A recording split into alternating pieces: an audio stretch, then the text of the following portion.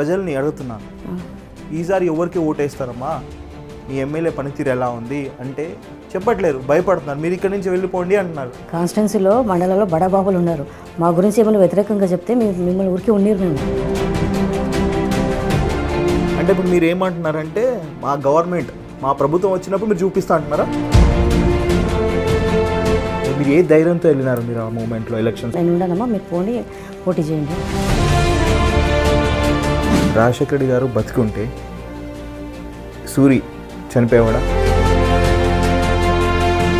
బాడీని చూసినప్పుడు సూరి గారిని ఏమనిపించింది? ఆ రక్త మడుగులో ఉంది. టీవీ బాంబులో మీరు కూడా ఉండేవాళ్ళు, మీరు కూడా గ్రేట్ ఎస్కేప్ అంట. ఎందుకు భానుమతి అంటే సూరికి అంత ప్రేమ?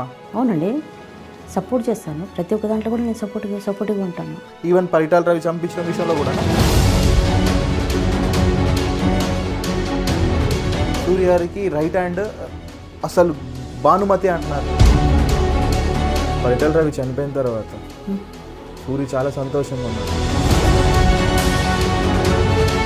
ఫ్యాన్స్ని ఎంకరేజ్ చేసి కూడా పరిటాల రవి అంటారా? 93లో టీవీలో బాంబ్ ఫిక్స్ చేసుకొని రిమోట్ బ్లాస్ట్ చేసేదంతా టెక్నాలజీ అప్పుడు వచ్చిందా? వాళ్ళకి వచ్చింది, వాళ్ళకి చెప్తున్నా కదా, వాళ్ళకు క్రిమినల్ మైండ్ ఎక్కువ.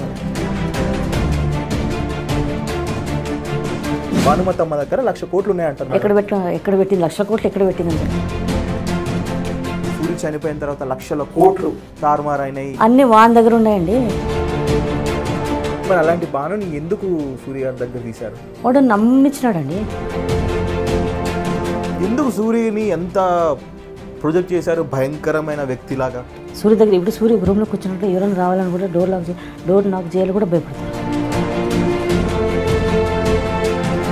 జనాలు కూడా ఇన్ని సంవత్సరాలు ఓటేస్తూ గెలిపించుకుంటూ వచ్చారు టీడీపీ పార్టీ. అంటే వాళ్ళు ఎట్లా చెప్తారంటే జనపూర్ రాజకీయాల్లో క్యాష్ బేస్ రాజకీయాలు నడుస్తున్నాయా? అనువదొక్కే ప్రయత్నం జరుగుతుందా? చెప్పండి మేడం, ఓపెన్గా చెప్పండి.